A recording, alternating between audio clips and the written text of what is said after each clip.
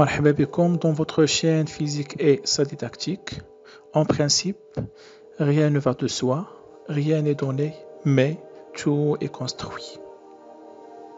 Cet exercice a pour objectif de calculer les tensions entre les différents résistors et même les intensités qui traversent chaque résistor en travaillant à la fois avec la loi de maille, la loi de nœud et même la loi d'Ohm.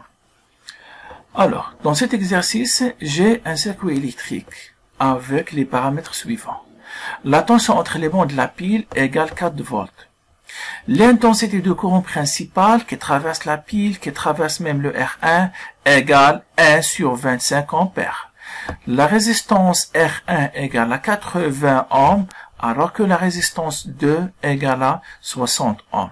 Par contre, le R3 est inconnu. Alors, avant d'attaquer même les questions, tout d'abord, il faut bien orienter ce circuit électrique.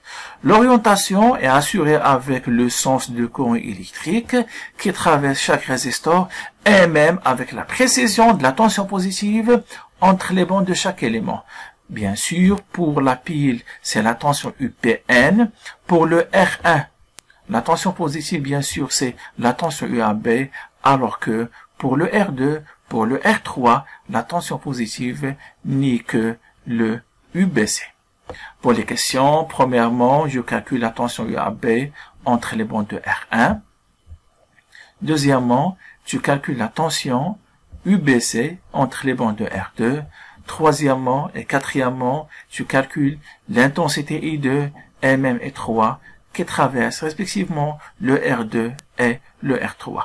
Et dans ce cas, et avec la question 4, mais avec la réponse 4, je peux déduire la valeur de la résistance R3. Très bien. Commençons avec la question 1. Je calcule la tension AB entre les bandes de R1. Bien sûr, pour un élève, la question qui se pose, pour calculer cette tension, il faut agir avec quelle loi? Est-ce la loi de maille, bien la loi de nœud, bien celle d'Ohm? Ici, c'est simple.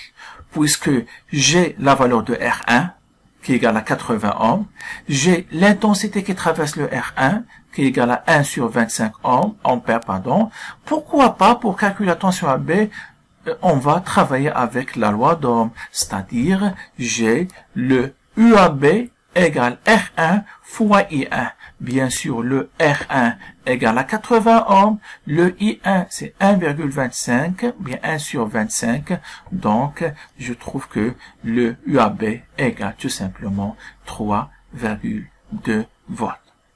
Je passe maintenant à la question 2, sachant que parmi les données que j'ai maintenant, la tension UAB.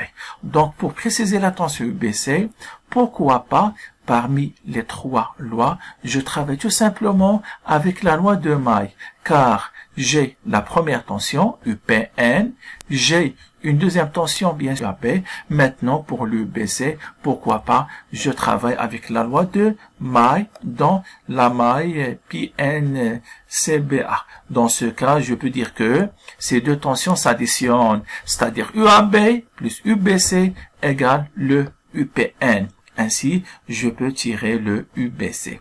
Donc, ça nous donne immédiatement 4 moins 3,2 volts. Ainsi, je trouve la tension UBC égale 0,8 volts.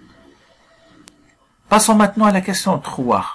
Je calcule l'intensité I2 qui traverse le R2. C'est simple. J'ai la tension entre les bandes de R2. J'ai la valeur de R2. Donc, pour déduire le I2, pourquoi pas, je travaille avec la loi d'Ohm. Dans ce cas, si j'applique la loi d'Ohm sur R2, j'aurai UBC égale R2 fois I2. Bien sûr, l'inconnu, c'est le I2. Ainsi, le I2 égale à U sur R2.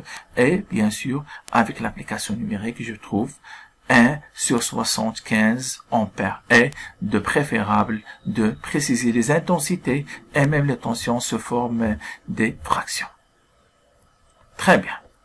Donc, l'intensité I2 égale à 1 sur 75 ampères et la question de déduire le I3. Bien sûr, ici, la loi d'Ohm, ça marche pas parce que j'ai pas la valeur de R3. Pourquoi pas, je travaille avec la loi de nœuds et je dis tout simplement I2 plus I3 égale I1. De cette façon, le I3 sera I1 moins I2.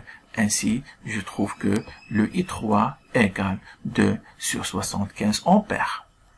Finalement, je calcule la valeur de la résistance R3. Maintenant, la loi d'Ohm, ça marche parce que la tension entre les bandes de R3, bien sûr, est bien donnée, égale à 0,8 volts. L'intensité qui traverse le R3 égale 2 sur 75. De cette façon, et avec la loi d'Ohm sur le R3, je tire le I3 qui sera UBC sur I3. Donc, ça nous donne 0,8 sur 275. Donc, ça nous donne 30 ohms. Bref, dans un circuit qui contient des résistors et une pile, je peux calculer toutes les tensions et même toutes les intensités en travaillant avec seulement la loi de Maille, la loi de nœud et même la loi d'Ohm. Donc, on se retrouve à la prochaine